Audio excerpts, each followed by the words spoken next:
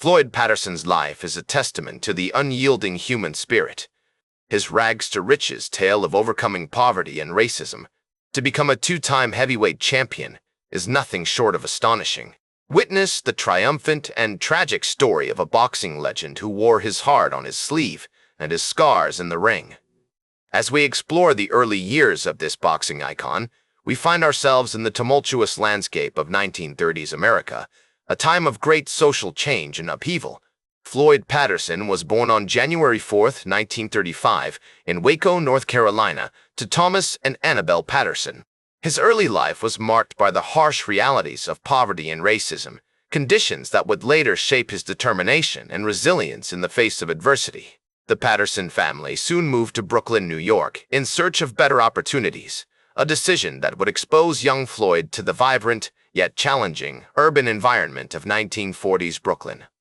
Growing up in the Bedford-Stuyvesant neighborhood, Floyd was surrounded by the sights and sounds of a bustling city, but also by the stark realities of racial segregation and economic hardship. It was within this complex backdrop that he found solace and direction in boxing, a sport that would become his ticket out of poverty and into the international spotlight. Under the guidance of the renowned trainer Cus D'Amato at the Gramercy Gym in Manhattan, Floyd began to hone his skills, learning not just the technical aspects of boxing, but also the mental toughness and discipline that D'Amato instilled in all his fighters. The post-war era in which Floyd Patterson came of age was a time of great social and economic change in America. For Patterson, boxing became more than just a sport. It was a way to transcend his circumstances, to prove himself in a world where opportunities for African Americans were limited. Floyd's amateur career was nothing short of spectacular, culminating in his winning the gold medal in the middleweight division at the 1952 Helsinki Olympics. This achievement not only marked Patterson as a rising star in the boxing world, but also made him an overnight sensation in America, symbolizing hope and possibility for many young African Americans facing similar challenges. His story is a powerful testament to the human spirit's capacity for resilience and adaptation, themes that would continue to define his career and personal life. The influence of Cus D'Amato, both as a trainer and a mentor, cannot be overstated. D'Amato's unorthodox training methods and philosophical approach to boxing, which emphasized the importance of defensive techniques and psychological preparation, played a crucial role in shaping Patterson's unique style and mental approach to the sport. This relationship would be pivotal in Patterson's development, not just as a boxer, but as a person navigating the complexities of fame, identity, and social responsibility. As Floyd Patterson transitioned from his amateur career to the professional ranks, he found himself at the forefront of a new era in boxing, one that would be defined by the likes of Rocky Marciano, Archie Moore, and Kid Gavilan. Under the guidance of Cus D'Amato, Patterson's professional debut on September 12, 1952, against Eddie Godbold, marked the beginning of an illustrious career that would span over 2 decades. The early years of his professional career were a whirlwind of activity, with Patterson fighting an average of 10 times per year, honing his craft and building a reputation as a formidable and exciting young fighter. One of the pivotal moments in Patterson's early career came on November 30, 1956, when he faced Archie Moore for the light heavyweight title. Although Patterson suffered a devastating knockout loss, this bout marked a turning point in his development as a fighter. The defeat served as a stark reminder of the harsh realities of professional boxing and prompted Patterson to reevaluate his training methods and mental preparation. It was during this period that D'Amato's influence became even more pronounced, as he worked tirelessly with Patterson to refine his defensive techniques and develop a more cerebral approach to the sport. The following year, on November 30, 1957, Patterson faced Harry Jackson for the vacant heavyweight title, left open by the retirement of Rocky Marciano. In a dominant performance, Patterson defeated Jackson via technical knockout in the 10th round, becoming, at the age of 21, the youngest heavyweight champion in history at that time. This achievement not only cemented Patterson's status as a rising star, but also marked him as a symbol of hope for African Americans during a tumultuous period in American social history. Patterson's reign as heavyweight champion was marked by a series of notable defenses, including victories over Brian London and Roy Harris. However, it was his bout against Ingemar Johansson on June 26, 1959, that would prove to be one of the most significant fights of his career. In a stunning upset, Johansson knocked out Patterson in the third round, ending his reign as champion. This defeat served as a catalyst for Patterson's growth, both as a fighter and as an individual, prompting him to re-examine his training methods and develop a newfound sense of determination. The rivalry between Patterson and Johansson would become one of the most enduring and compelling in boxing history, with the two fighters engaging in a trilogy of bouts that would span several years. Their rematch on June 20, 1960, saw Patterson exact revenge, defeating Johansson via knockout in the fifth round to regain the heavyweight title. This victory marked a significant moment in Patterson's career, as he became the first fighter to regain the heavyweight title after losing it. Throughout his career, Patterson was known for his gentlemanly conduct and his commitment to using his platform to promote social justice. He was an outspoken advocate for civil rights and worked closely with prominent figures such as Jackie Robinson and Martin Luther King Jr. to advance the cause of racial equality. Patterson's influence extended far beyond the boxing ring, as he became a symbol of hope and inspiration for countless young African Americans during a period of great social change. As the 1960s progressed, Patterson continued to fight at an elite level, engaging in notable bouts against the likes of Tom McNeely and George Chuvalo. Although he would eventually lose his title to Sonny Liston on September 25, 1962, Patterson remained a respected and formidable figure in the boxing world, known for his courage, resilience, and unwavering dedication to his craft. The latter years of his career were marked by a series of grueling battles against some of the toughest opponents in the sport, including Muhammad Ali and Oscar Bonavena. Despite facing numerous challenges and setbacks, Patterson persevered, earning a reputation as one of the most durable and courageous fighters of his generation. As Patterson navigated the latter years of his career, he found himself facing a new generation of formidable opponents, including the likes of Muhammad Ali and Oscar Bonavena. One of the most notable bouts of this period took place on November 22, 1965, when Patterson faced off against Ali at the Las Vegas Convention Center.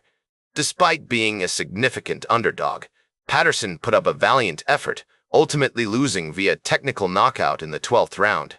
This bout marked a pivotal moment in Patterson's career, as he began to come to terms with his own mortality and the evolving landscape of professional boxing. Patterson's relationship with Ali was complex and multifaceted, with the two fighters engaging in a series of verbal sparring matches in the lead-up to their bout.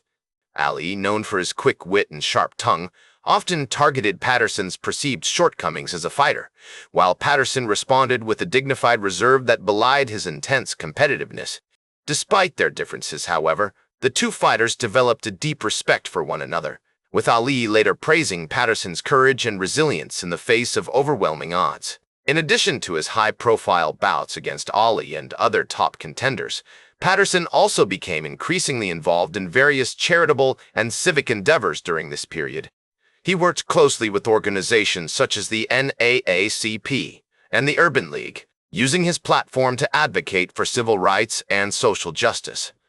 Patterson's commitment to these causes was deeply personal, reflecting his own experiences as a black athlete in a largely segregated sport. Through his tireless advocacy and community outreach, Patterson helped to pave the way for future generations of athletes and activists. On September 14, 1972, Patterson faced off against Ali once again, this time at Madison Square Garden in New York City. Although he ultimately lost via technical knockout in the 7th round, Patterson's performance was widely praised by fans and critics alike, with many hailing him as a heroic figure who refused to back down in the face of adversity. This bout marked one of the final major appearances of Patterson's illustrious career, which spanned over 2 decades and included numerous title defenses, notable upsets, and enduring rivalries. Throughout his career, Patterson was also recognized for his contributions to the sport of boxing, both in and out of the ring. He was a pioneer for African-American athletes, helping to break down racial barriers and challenge discriminatory practices within the sport. Patterson's legacy extends far beyond his impressive record or notable bouts, speaking to a broader tradition of courage, resilience, and determination that continues to inspire athletes and non-athletes alike. As he navigated the twilight of his career, Patterson remained an iconic figure in the world of boxing, his name synonymous with excellence, sportsmanship, and a deep commitment to the values of justice and equality. As Floyd Patterson's boxing career drew to a close, he began to focus more intently on his work outside the ring. He had always been committed to giving back to his community, and in the 1970s and 1980s, he became increasingly involved in various charitable endeavors. He also established the Floyd Patterson Foundation, which provided support to underprivileged youth and helped to promote education and community development. In 1984, Patterson was diagnosed with Alzheimer's disease, a condition that would gradually erode his mental and physical faculties over the coming years. Despite this challenging diagnosis, Patterson remained determined to stay active and engaged, continuing to work on behalf of his foundation and participating in various public events and appearances. In 1991, he was awarded the Rocky Marciano Award for his contributions to boxing, a testament to his enduring legacy within the sport. As Patterson's health began to decline more rapidly in the late 1990s, he became increasingly reliant on the support of his family and caregivers. His wife, Sandra, played a particularly important role in caring for him during this period, helping to manage his daily needs and ensuring that he received the best possible medical care. Despite the challenges posed by his illness, Patterson remained a beloved figure within the boxing community, with many of his former colleagues and opponents visiting him regularly to pay their respects. On May 11, 2006, Floyd Patterson passed away at the age of 71, surrounded by his family at his home in New Paltz, New York. His death was met with an outpouring of tributes and condolences from across the boxing world, as fans and fellow athletes alike reflected on his remarkable legacy and the profound impact he had made on the sport. In the years since his passing, Patterson's memory has continued to inspire new generations of boxers and social activists who draw on his example as a powerful reminder of the importance of courage, resilience, and determination. Today, Floyd Patterson is remembered as one of the greatest boxers of all time, a champion who won titles in 2 weight divisions and compiled an impressive record of 55 wins and 8 losses over the course of his career. His legacy extends far beyond his achievements in the ring, however, as he played a pivotal role in breaking down racial barriers within the sport and paving the way for future generations of African-American athletes. The Floyd Patterson Foundation continues to operate in his name, providing support to underprivileged youth and promoting education and community development initiatives. In 1993, Patterson was posthumously inducted into the International Boxing Hall of Fame, a testament to his enduring influence on the sport. His story has also been celebrated in various films, books, and documentaries, including a 2008 biography by author Alan Hopper. As a cultural icon and a symbol of hope and inspiration for countless people around the world, Floyd Patterson's legacy will continue to endure for generations to come, a powerful reminder of the transformative power of sports and the human spirit. Floyd Patterson's life was a testament to the human spirit's capacity for resilience, determination, and courage, leaving an indelible mark on the world of boxing and beyond. As Patterson once said, "I have been to the top and I have been to the bottom," a poignant reflection of his experiences that serves as a powerful reminder to us all. His story will continue to inspire generations to come, a shining example of what it means to live a life of purpose, passion, and perseverance. That's all for today's Sports Bios. Remember to like, share, and subscribe. And until next time, I'm Howard Closewell, reminding you to keep shooting for your goals.